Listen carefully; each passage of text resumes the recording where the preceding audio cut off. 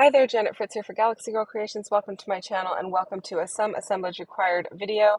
And I am combining that today with May I Scraplift You, where we are scraplifting a different person each day of the month in May. And today I am scraplifting the very talented Brandy Davison. And she's on the Primrose design team. I do realize that this month I chose a lot of things that kind of have like a half and half vertical look to them. And I actually don't mind that because I'm showing you several different ways that you can kind of do this technique or this type of layout and have them look differently. So it was completely unintentional, but I don't mind it at all. So in this particular layout, I am using some um, ribbon. It's not exactly ribbon. I don't know what it's called. It's got kind of a flat piece and then it's got like a rolled edge to it, and you're going to see me tuck the flat piece underneath and the little rolled edge will be peeking out. I'm just kind of playing around with it, trying to figure out where I want that to be. If I want it sticking out from under the green, sticking out from under the pink, between the two colors, or between the white and the pink. Playing around, just kind of figuring out exactly what I want to do with it. I also have an acrylic piece from um, Colorcast Designs. It's just a title that says Snapshot, and I have a snapshot of my son and his girlfriend and their dog. This is at a company event for a company that she used to work for, and so I thought I'd go ahead and use that as my for my layout today and document their time together. I am also putting a little bit of paper glaze through a stencil to do my mixed media over on the right hand side. That is where Brandy has her mixed media. Mine's going to look a little different than hers because I'm choosing a different stencil and a different look. But the paper glaze that I'm using is in mint hydrangea and yellow primrose. And the stencil that I was using is an Alexandra Renke stencil, and it is called Grid of Crosses. For products that you can still get, I will put those down below in case you are interested in purchasing any of those. What I decided to do is to go ahead and put my yellow ribbon here onto my pink paper. That pink paper is a Bella Boulevard paper from the Panda and Popsicle collection. It's just out of my scrap bin. And this green paper is, I believe, an Echo Park paper. Uh, and it was a full sheet, so I went ahead and just cut this piece off. I am distressing all of my edges here using this awesome distressing tool from Some Assemblage Required. It is amazing. It's large, it is chunky, easy to hold onto, has lots of little slots to put your papers in, and the depth of the slots is nice because some of those little tiny ones, the paper just comes right out and it's really hard to keep the paper in there to distress it. But this one, it's not difficult at all. So if you have struggled with distressing and don't really enjoy it, I would recommend trying this one out because I am not a huge fan of distressing, but now that I've got this tool, I don't mind it at all. I've been distressing a lot more actually lately, as well as using a lot more um, thread and sewing. So I just went ahead and sewed all the way around that green paper. Well, three sides of it because the side that is adjoined to the pink is going to be covered up. And now I'm going to go run that pink paper through as well. And I did a little bit of a different stitch on that. I think I did a zigzag on there. Um, and then I am just pulling all of the threads through the back. I like mine to look a little bit on the tidy side. So I pull my threads through the back and just hold them down with a little bit of washi to ensure that they don't pop through. I did use the zigzag stitch on the outside of the green paper. I really like the way that that looks. I do also have this heart shape that came in another Colorcast design set, and I'm going to go ahead and use that because the pink matches just perfectly. So I'm liking the way that that's coming together. I am backing it with white paper though because that pink piece is see-through and I didn't really want the photograph to be showing through. So I backed it with some white paper so that I don't have that issue. Now I am popping out all of these chipboard pieces from Dusty Attic. These came from the embellishment box over at Some Assemblage Required.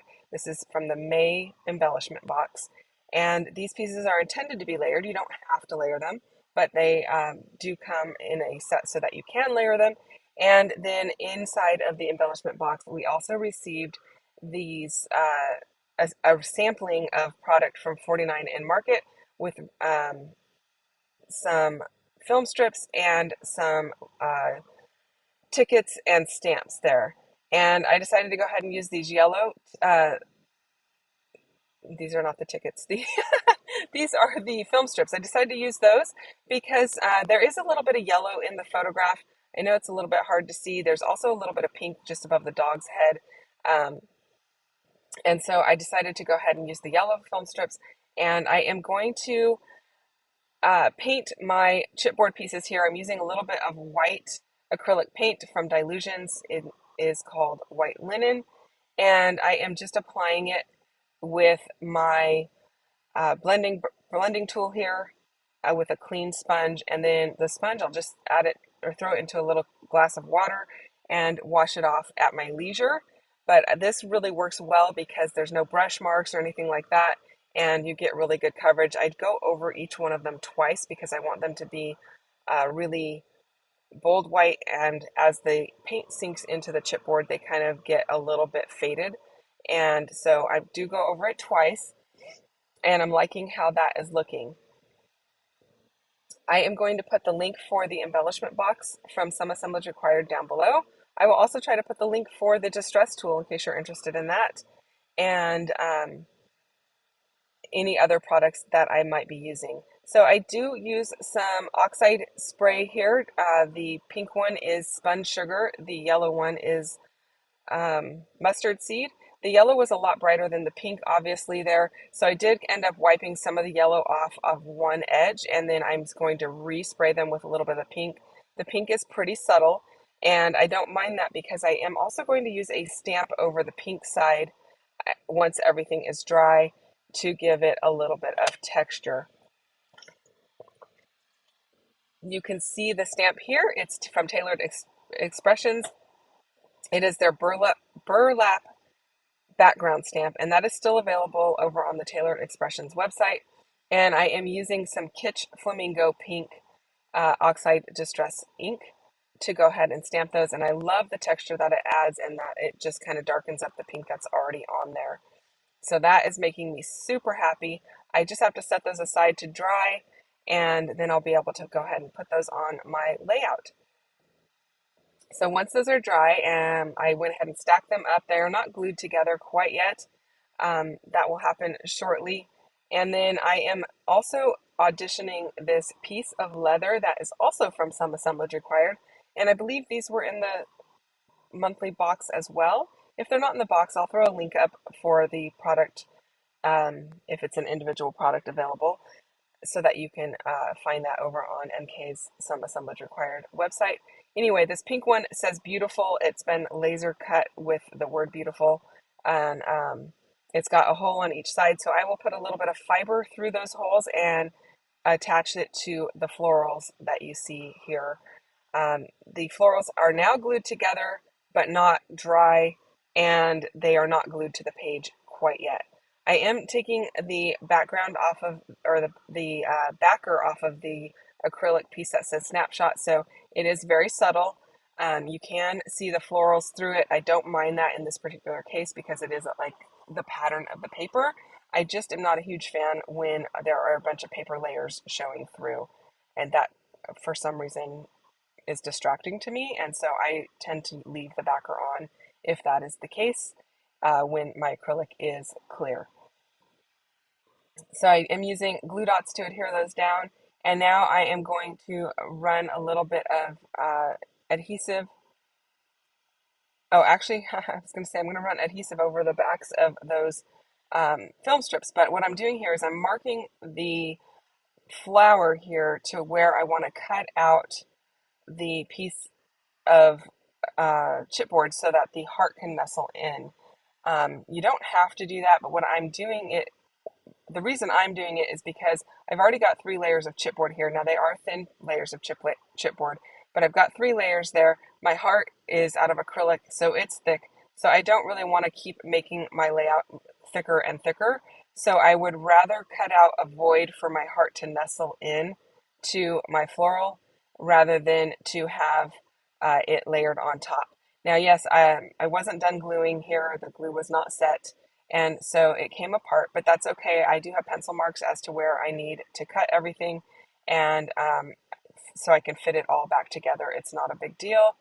And that is pretty much how it's going to be nestled in.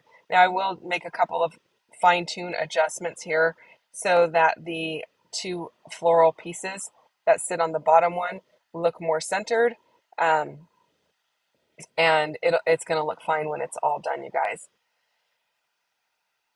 I'm just playing around with it. I did end up switching which tool I was cutting with. I'm using this Fisker's blade because it is a little bit thinner than my ceramic blade, which is that black one that you see there. I really do love the black one because it's very hard to cut yourself with it. But the blade is a little thicker, so I didn't want to mess with that. I just thought I'd use the Fisker's one. So there is how it's going to look all nestled together. I am going to pop my photograph up onto some foam, and that is because that yellow ridge of ribbon is creating a bump in it. Now I am going to pull the foam off of the two corners where the chipboard is going to sit, and that is going to allow the photo to kind of bend down, which is not normally my favorite thing to do, but in this case I don't mind it so much. Those two corners really don't have anything of interest in them that is going to be covered up by the chipboard. And these are digital photos, you guys. I can reprint them if I need to. It's not a big deal.